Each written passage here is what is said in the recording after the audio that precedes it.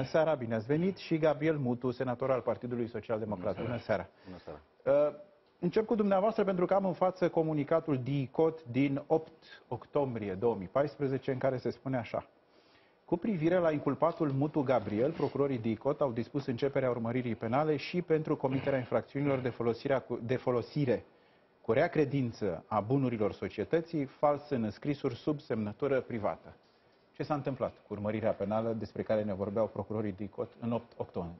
Domnul Pelicianu, da, 8 octombrie.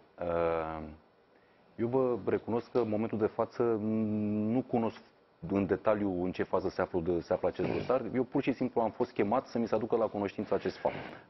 Sunt foarte multe detalii care ar putea fi discutate pe acest subiect, dar vă spun sincer că nu cred că este subiectul emisiunii și la un moment dat o să putem discuta. Am considerat că telespectatorii noștri trebuie să știe lucrul acesta. Eram foarte curios dacă cumva s-a întâmplat ceva între timp. Nu, absolut. Deci sunteți urmărit penal.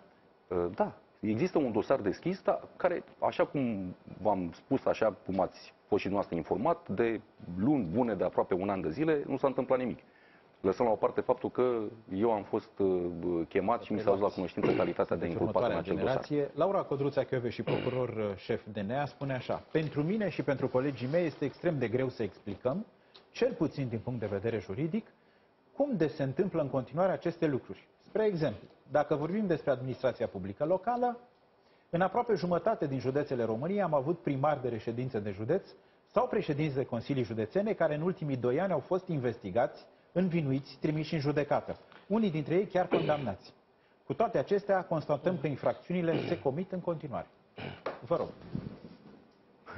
Mi-e greu să comentez sau să dau o explicație la ceea ce a comentat doamna Chioveși. Din păcate este un răspuns pe care eu nu pot să-l dau. Sistemul de partid permite acest lucru. Că acești oameni, în contextul României de 2-3 ani, știm foarte bine ce se întâmplă, ei continuă cu astfel de abordări.